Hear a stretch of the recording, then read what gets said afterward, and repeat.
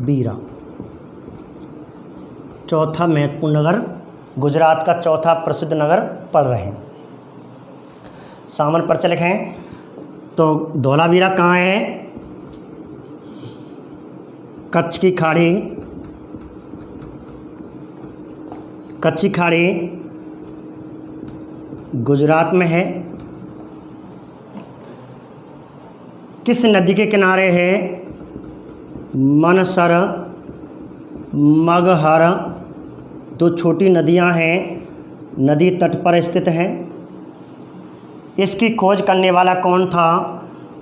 इसकी खोज 1967 में जगपति जोशी ने की थी। खुदाई 1990 में R.S. बिष्ट, रविंद्र सिंह बिष्ट, R.S. बिष्ट ने इसका उत्खनन किया था। ठीक है, अब इसकी होती है खुदाई।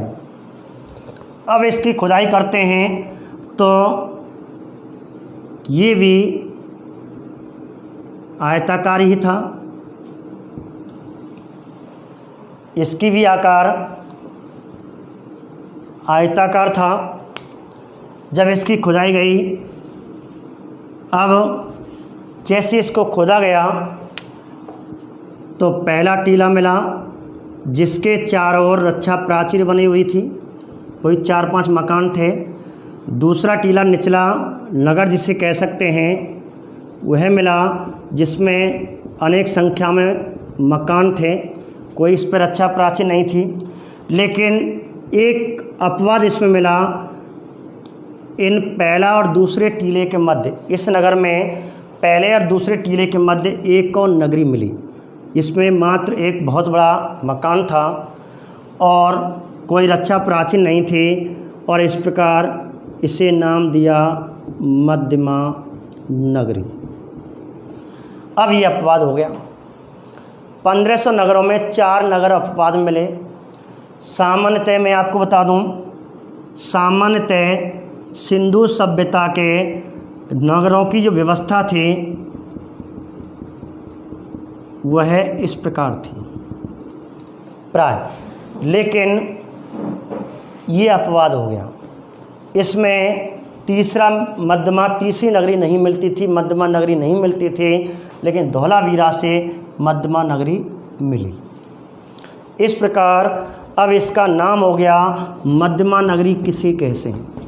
तो सिंधु सभ्यता के मध्यमा नगरी किसे कहा जाता है? तो आपको आंसर करना है धौलावीरा। ठीक है, अब आपको थोड़ा सा मैं आपको बता दूं धौलावीरा का भी अर्थ, धौला और बीरा। बीरा का मतलब होता है कुआं और धौला का मतलब है श्वेत या सफ़ेद कुआं। श्वेत कुआं, सफ़ेद कुआं। ठीक है, तो धौलावीरा बना है।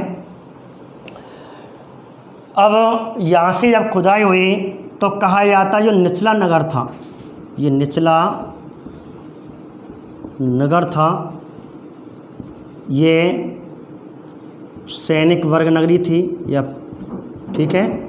तो यहाँ ये क्यों था? तो यानी पुरोहित ने अपना special guest house, farm house कह सकते हैं, गेस्ट हाउस ही क्यों, अपना स्पेशल बनवाया। तो यहाँ तो रक्षा वर्ग रहता होगा, सैनिक वर्ग रहता होगा, यहाँ पुरोहित जी ने अपना स्पेशल बेडरूम, अपना फ्लैट बनवा लियो। तो ये मध्यमा नगरी हुई। और यहाँ आम बस्ती रहा करती थी, यहाँ में आम बस्ती रहते थे। तो ऐसे करके ये 3 भागों में विभाजित हुई। अब इसमें जो विचित्र बात क्या देखी कि जो पूरी बस्ती थी जिसमें निचला टीला था, निचला नगर था और उसके प्रवेश द्वार बना हुआ था, बहुत ही सुंदर प्रवेश द्वार था। इस निचले नगर पर प्रवेश द्वार था और प्रवेश द्वार पर एक उल्टा साइन बोर्ड, जैसे अपना स्कूल वाले, कॉलेज वाले, कोचिंग वाले अपना एक बोर्ड बनवा देते हैं, अपना कोचिंग का नाम ऐड कर देते हैं। इस प्रकार इसमें जो साथ में मिला, इसमें जो साक्ष्य मिला, इसमें एक प्रवेश निचले नगर के सबसे बाहरी ओर एक प्रवेश द्वार मिला, और प्रवेश द्वार पर जो प्रवेश द्वार था, इस प्रवेश द्वार पर एक साइन बोर्ड लटका हुआ, एक साइन बोर्ड था लिखा हुआ, और ये 2 खंबे थे, पत्थर के, ईंटों के नहीं थे, चिकने थे, पॉलिश किए हुए थे। तो इसे कह सकते हैं 2 श्वेत पाषाण, 2 श्वेत खंबे कह सकते हैं, स्तंभ कह, 2 पाषाण स्तंभ पॉलिश किए हुए। जैसे वर्तमान में आज हमारे घरों के सामने हम 2 खंबे पत्थरों के चिकने पॉलिश किए हुए लगा देते हैं, तो ये भी आश्चर्यचकित चीज़ है। जबकि सिंधु सभ्यता के मकान पकी हुई मिट्टी से, पकी मिट्टी या पकी ईंटों से मिले, तो मिट्टी के जो पक्की मिट्टी थी अर्थात ईंटों को पकाया जाता था धूप में, लेकिन यहाँ पत्थर मिला वो भी सफ़ेद थे, चिकने पॉलिश किए हुए 2 पाषाण स्तंभ मिले, और ये है पाषाण स्तंभ। और इस साइन बोर्ड पर एक अवलेख लिखा हुआ है। तो एक क्वेश्चन बन जाता है कि सिंधु सभ्यता का सबसे बड़ा अवलेख, तो सिंधु सभ्यता का सबसे बड़ा अवलेख अर्थात सिंधु लिपि के प्रमाण कहाँ से मिले। अर्थात जैसे हम कोई अपना विद्यालय होता है या कोई कोचिंग या संस्था होती है, तो आगे एक नोटिस बोर्ड, एक छोटा सा बोर्ड बनवा देते हैं। तो यहाँ भी बोर्ड बना हुआ था, इस पर कुछ लिखा हुआ था, अक्षर लिखे हुए थे। प्राय कुछ किताबें 17 अक्षर बताते हैं, कुछ 10 बताते हैं। तो एनसीईआरटी किताब में 10 अक्षर लिखे हुए हैं, लेकिन उनको आज तक नहीं पढ़ा गया। इसलिए ध्यान रखना, सिंधु लिपि अवाचनीय है, अवाचनीय है, जिसको आज तक नहीं पढ़ा जा सका है, और इसे आज तक नहीं पढ़ा गया सिंधु लिपि को, क्योंकि इसमें चित्रों का प्रयोग है, इसलिए इसे भाव चित्रात्मक लिपि भी कहते हैं, बूस्टोफेजन लिपि भी कह सकते हैं। जब हम सिंधु सभ्यता की विशेषता पढ़ाएंगे तो इसमें एक विशेषता सिंधु लिपि भी पढ़ाएंगे। तो यहाँ तक केवल इतना समझ लें कि सिंधु लिपि के प्रमाण सर्वाधिक, सबसे ज़्यादा सिंधु लिपि के जो अक्षर मिले, सिंधु लिपि के सर्वाधिक जो अक्षर मिले या लिपि मिली, वो कहाँ से मिली? धौलावीरा। अर्थात सिंधु सभ्यता का सबसे बड़ा अवलेख कहाँ से मिला? यहाँ से। अब जैसे हमने अंदर नगरी में प्रवेश किया, अब अंदर नगरी में प्रवेश किया तो यहाँ पे नगरी के मध्य में और यहाँ पे अनेक ईंटों की, पक्की ईंटों की बनी हुई सीढ़ियाँ बैठने के लिए लगी हुई थी, और चारों ओर आगे जगह थी, और पास में 2 जलाशय बने हुए थे। जैसे हम नगरी की बात करें तो जैसे नगरी थी, ये नगरी थे, यहाँ पे बैठने के लिए व्यक्ति बैठा करते थे। यहाँ पे 2 पत्थर के नीचे, जैसे तालाब होता है, कृत्रिम तालाब खोदा गया हो, मनुष्य ने उसको खोदा, चारों तरफ से उसके पत्थर लगाए और रेलिंग लगाई जाने के लिए। जैसे मैं आपको यहाँ बता दूँ तो 2 यहाँ पे तालाब मिले थे और जाने के लिए रेलिंग थी पत्थर की बनी हुई। सामान्य भाषा में कह सकते हैं, जैसे समझें तो स्विमिंग पूल, जैसे होटलों में स्विमिंग पूल होते हैं, लेकिन यहाँ पे मैदान में, खेल के मैदान में, तो इसे सबसे विश्व का प्राचीनतम खेल का मैदान कह सकते हैं। विश्व का प्राचीनतम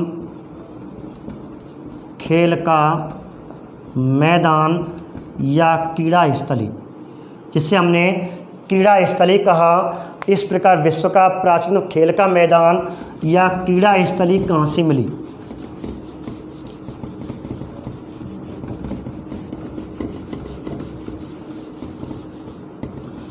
देखें तो विश्व का प्राचीन खेल का मैदान अर्थात क्रीड़ा स्थली,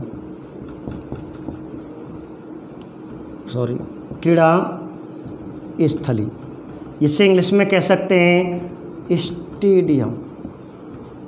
अब ऐसा साक्ष्य मिला था, जैसे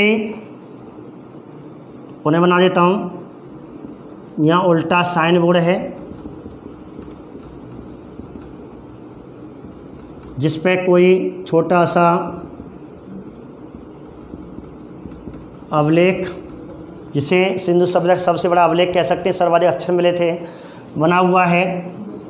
और जैसे प्रवेश किया तो यहाँ पे अनेक उतरती हुई, उत्तर से दक्षिण की ओर सीढ़ियाँ मिली, तो इसे कह सकते हैं यहाँ ये बैठक व्यवस्था थी, यहाँ दर्शक बैठा करते थे और यहाँ पे काफ़ी खुला मैदान था और यहाँ 2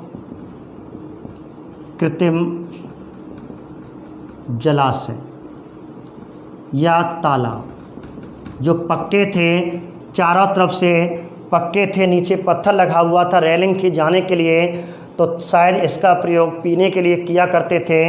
इस प्रकार जो अगला जो साक्ष्य मिलता है 5वां, इसे कह सकते हैं सबसे सुंदरतम जल प्रबंधन प्रणाली के साक्ष्य, अर्थात सिंधु सभ्यता का ऐसा नगर जहाँ से सर्वाधिक, सबसे सुंदरतम का मतलब है पक्का बना हुआ था, स्विमिंग पूल की तरह थे, लेकिन यहाँ स्विमिंग पूल के लिए, नाले के लिए प्रयोग नहीं करते थे कि नावें कूद जाते हों, नहीं, केवल पीने के लिए।